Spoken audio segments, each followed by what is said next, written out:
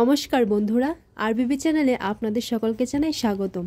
চলে এসেছি হরগৌরী পাইস হোটেলের নতুন একটি পর্ব নিয়ে। আজকের পর্বে শুরুতেই আপনারা দেখতে পাবেন পিয়াকে ফোন করে বলে যে করেই হোক রুদ্রকে সেই জমিটার থেকে দূরে সরাতেই হবে, আর এটা তোমাকে করতেই হবে। এরপর পিয়া কোয়েলিকে বলে আমি তো সেটাই চেষ্টা করছি। অন্যদিকে মহেশ্বরী দেবী এসে বলে ভাস্কর আর পিকু এখনো ফিরল না, আর পিয়ার ঘরের লাইটটাও তো জ্বলছে, ওকে এখনো ঘুমোলো না নাকি? এরপর মহেশ্বরী দেবী পিয়ার ঘরের দরজাটা খুলে দেখে ও কারোর সঙ্গে কথা বলছে। এমন সময় পিয়াও দেখে নেয়, আর পিয়া নাটক করতে শুরু করে আমার তো এখন মহেশ্বরীর সাথেই থাকতে হবে, তাই না? এরপর কোয়েলি বলে কি কি বলছো তুমি এটা? পর পিয়া মহেশ্বরী দেবীকে বলে আরে মহেশমতি, তুমি কখন এলে? এরপর মহেশ্বরী দেবী বলে তুই এখনো ঘুমোসনি? তখন পিয়া বলে না, আসলে কুসুমদির সাথে কথা বলছিলাম রুদ্র আর গৌরীকে নিয়ে। তখন মহেশ্বরী দেবী বলে তুই এখন নিজের ভবিষ্যৎটা ভাব। এরপর পিয়া বলে যার সাথে আমার ভবিষ্যৎটা ভাবার উচিত ছিল সেই তো আমার পাশে নেই এখন। এরপর মহেশ্বরী দেবী মনে মনে বলে পিয়ার একটা বিয়ের ব্যবস্থা করতে হবে। অন্যদিকে দেখা যায় গৌরী ঘুম থেকে উঠে দেখে সে বিছানায় শুয়ে আছে। তখন গৌরী মনে মনে এটাই ভাবতে লাগে যে আমি বিছানায় কি করে এলাম। এরপর রুদ্রকে দেখতে পেলে সে ঘাবড়ে যায়। রুদ্রকে এটাই জিজ্ঞেস করতে লাগে স্যার কালকে আমাদের মধ্যে কি হয়েছিল আর আমি এখানেই বা কী করছি, সত্যিটা বলুন স্যার। বারবার এই কথাই গৌরী বলে যেতে থাকে। এরপর রুদ্র বলে আপনি আমার কথাটা শুনুন, আমাকে বলতে তো দিন। এরপর গৌরী বলে স্যার বললাম না আপনি আমার কাছে আসবেন না, যা বলার দূর থেকেই বলুন। এরপর রুদ্র বলে আচ্ছা ঠিক আছে, আমি কাছে আসবো না, কিন্তু আপনি আমার কথাটা শুনুন। এরপর গৌরী বলে স্যার কালকে আমাদের মধ্যে কিছু। এরপর রুদ্র গৌরীকে ধমক দিয়ে বলে আপনি একটু চুপ করবেন। এরপর দেখা যায় নিচে থেকেই রুদ্রর আওয়াজটা সবাই শুনতে পেল। এরপর রুদ্রের বাবা বলে সকাল সকাল তোমার ছেলে এসব কি শুরু করেছে কল্পনা, যাও তোমার ছেলেকে গিয়ে বোঝাও। এরপর রুদ্রের মা বলে আচ্ছা ঠিক আছে আমি কথা বলবো, আগে তোমাদের খাবারটা দিয়ে দিই। তখন রুদ্রের ছোট ভাই ঋতুরাজ বলে এটা দাদা বৌদিদের মধ্যে কথা হচ্ছে, এখানে আমাদের না জড়ালেই নয়। এরপর রুদ্রের বাবা বলে আমি তোমার সঙ্গে কথা বলছি না। এরপর রুষা ঠাম্মির সামনে ফিসফিস করে বলে দেখেছো ঠাম্মি, ঘুমের ওষুধটা ভালোই কাজ করেছে তাহলে। এরপর ঠাম্মি বলে চুপ কর, কেউ শুনে ফেলবে। এরপর দেখা যায় রুদ্র গৌরীকে বলে কালকে আমাদের মধ্যে কিছু হয়নি। এরপর গৌরী বলে তাহলে আমি এখানে কি করে এলাম স্যার? এরপর রুদ্র বলে আপনাকে এখানে আমি শুয়েছি, আসলে কালকে হঠাৎ করে আপনি ঘুমের মধ্যে বিভোর হয়ে গিয়েছিলেন, লাইটটা অফ করতে গিয়ে আপনি পড়ে যাচ্ছিলেন, তাই আমি আপনাকে সামলে এখানেই রেখেছি। পর গৌরী বলে ঠাম্মি আমাকে দুধটা গরম করে দিল, কিন্তু দুধটা খাওয়ার পর এইভাবে যে ঘুম চলে আসবে সেটা আমি ভাবতে পারিনি। তখন রুদ্রকে বলে আচ্ছা স্যার আমার অনেকটা দেরি হয়ে গেছে, আমি তাড়াতাড়ি ফ্রেশ হয়ে নিচে যাচ্ছি। এরপর গৌরী রুদ্রকে সরি বলে সে ফ্রেশ হতে চলে যায়। অন্যদিকে দেখা যায় ঠাম্মি রুদ্রের মাকে বলে দেখো বৌমা, সূর্য তো এবার মাথার উপরে আসতে চলেছে, আর তোমার বৌমার তো দেখি মাটিতে পাই নামছে না। এরপর রুদ্রর মা বলে না মা, ও তো সবসময় সকালে উঠে পড়ে, হয়তো একটু দেরি হয়ে গেছে, আমি এক্ষুনি গিয়ে দেখছি মা। পর ঠাম্মি বলে হ্যাঁ সেসব তো লোক দেখানো, সবার জন্য একদিনে জলখাবার তৈরি করে রেখেছে সবার মন জয় করার জন্য।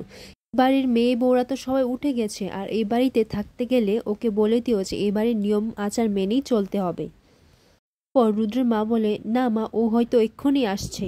এরপর রুষা বলে ওই মেয়েটা এই বাড়ি থেকে আসার পর থেকে না পরিবেশটা একেবারে নষ্ট হয়ে গেছে। তখন ঠাম্মি বলে হ্যাঁ একদম ঠিক বলেছিস। তখন রুদ্রের বাবাও বলে যা বলেছিস, এখন তো সকাল সকালই মাথাটা খিটখিটে হয়ে থাকে। তখন ঋতুরাজ বলে বাস চান্স পেলেই সবাই বৌদির নামে খারাপ বলতে শুরু করে দেয়।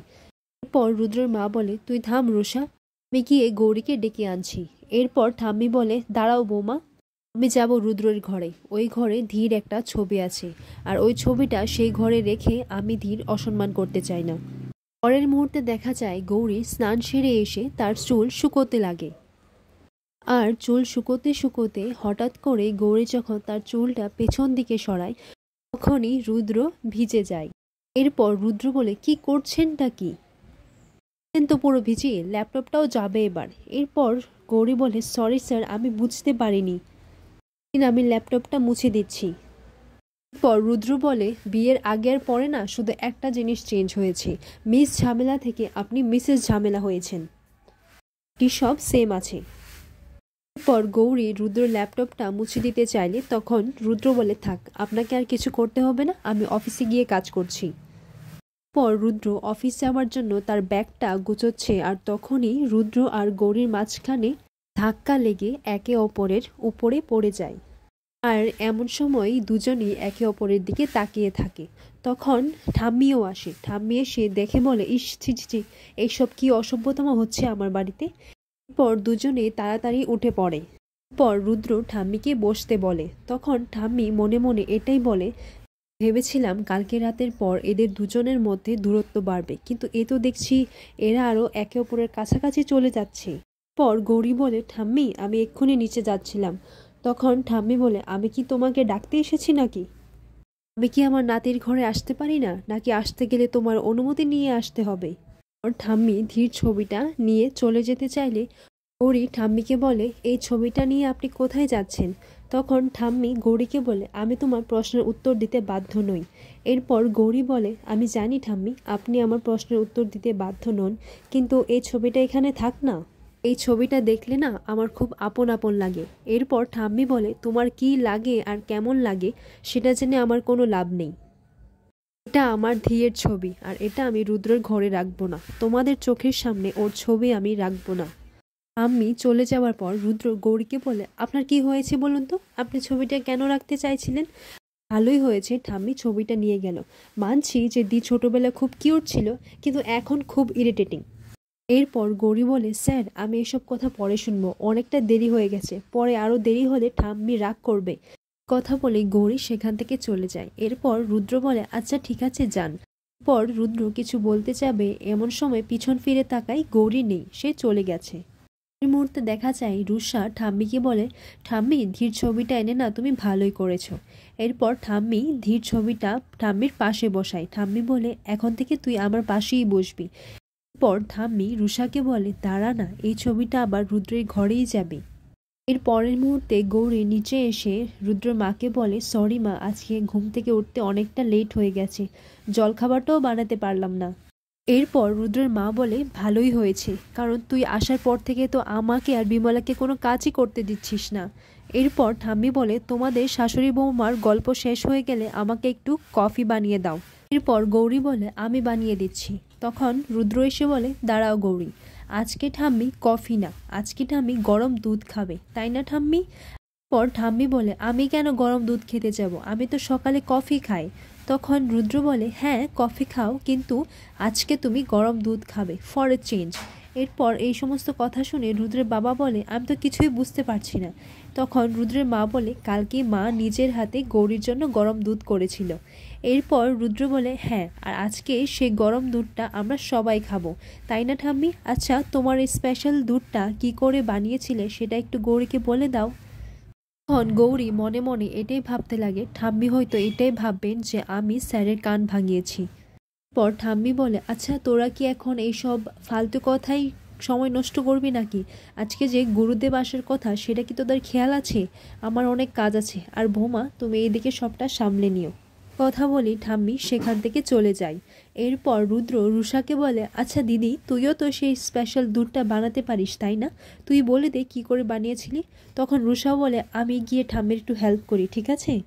তাও বাহানা করে সেখান থেকে চলে যায়। এরপর রুদ্রের মা বলে, আচ্ছা রুদ্র, তুই কিন্তু আজকে কাজ থেকে তাড়াতাড়ি ফিরবি, আজকে গুরুদেবের সামনে তুই আর গৌরী একসাথে প্রণাম করবি। অন্যদিকে দেখা যায় ভাস্কর কোয়েলি মিলে কিছু একটা প্ল্যান করছে, আর এই সমস্ত কিছু কথাবার্তা পিয়া আড়াল থেকে শুনে নিচ্ছে। কোয়েলি ভাস্করকে বলে, আচ্ছা রুদ্র কি এই কেসটার ব্যাপারে কোনো ক্লু পেয়েছে? কারণ ক্লু যদি পেয়ে থাকে তাহলে প্রমাণ পেতে আর কতক্ষণ, আর সবাই যদি এটা বুঝে যায় যে আমি খুনটা করেছি তাহলে? পর ভাস্কর বলে, যদি রুদ্র এই কেসটা জিতে যায় তাহলে পিয়া কিন্তু তোমার বিরুদ্ধে মুখ খুলবেই, আর ও যদি মাকে একবার হাত করে নেয় আর জায়গা সম্পত্তি সব নিজের নাম করে নেয় তাহলে তো ওর টাকার চিন্তাও থাকবে না, তো তখন তো ওর তোমার বিরুদ্ধে বয়ানটা দেবেই। এরপর কোয়েলি বলে, তাহলে এখন কি করব? এরপর ভাস্কর বলে, দেখো আসল ধি কিন্তু আমাদের চোখের সামনে রয়েছে, পিয়া এই বিষয়ে কথা বলতে গেলে বিপদে তো পড়বেই। যদি দেখি যে কেসটা আমাদের দিকে ঘুরে যাচ্ছে তাহলে আমাদের পিয়ার বিরুদ্ধে কেস করতে হবে, ওকে ফাঁসাতে হবে। ও যে মিথ্যে পরিচয় আর মিথ্যে কথা বলে আমাদেরকে বোকা বানিয়েছে, ঠকিয়েছে, সেটাই আমাদেরকে বলতে হবে। একজনকে ঠকিয়ে অন্যের পরিচয় নিয়ে বেঁচে থাকা আর এই মিথ্যের অপরাধে সে সারা জীবন জেলের ঘানি টানবে। সমস্ত কথা শুনে পিয়া এটাই বলে, আচ্ছা 2 নম্বরই লোক তো এরাও আমার বিপক্ষে চলে গেছে। রুদ্র তো আগে থেকেই আমার বিপক্ষে। রুদ্র যদি এই কেসটা একবার জিতে যায় তাহলে সবার আগে আমিই ফেঁসে যাব। তাই রুদ্রকে যে করেই হোক আমাকে এই কেসটার থেকে দূরে সরাতেই হবে। আর গৌরী যতদিন বেঁচে আছে ততদিন আমার উপর থেকে হারা কাটবে না, আর গৌরীকে এই দুনিয়ার থেকে সরাতে হবে। পরের মুহূর্তে দেখা যায় রুদ্রদের বাড়িতে গুরুদেব এসেছেন, আর গৌরী সেই গুরুদেবকে ভালো করে আদর আপ্যায়ন করে ভক্তি করেন। এরপর গুরুদেব বলেন, এই মেয়েটিকে এই বাড়িতে তো আগে কখনো দেখিনি। তখন রুদ্রর মা বলে, এই আমার ছেলের বউ গুরুদেব। এরপর গুরুদেব অন্নপূর্ণা দেবীকে বলেন, আমার কথা তাহলে ফলেছে বল। আমি বলেছিলাম না তুই যেভাবে ঠাকুরের কাছে প্রণাম করতিস, ধিকে মানতি করতিস, ধি তোর কাছে একদিন ফিরে আসবে। আজকে দেখ ধি তোর বাড়ির বউ হয়ে এসেছে। এই তুই বিয়েটা দিতে পারলি। তোকে বলেছিলাম তো বাড়ির মেয়ে বাড়িতে ফিরে আসলেই সব দোষ কেটে যাবে। এরপর গৌরী মনে মনে এটাই ভাবতে লাগে, গুরুদেব তো আমাকেই ভুল করে ধি মনে করছেন। পর ঠাম্মি বলে, গুরুদেব আপনার কথা মতো ধি ঠিকই ফিরে এসেছে, কিন্তু এই মেয়েটি ধি নয়।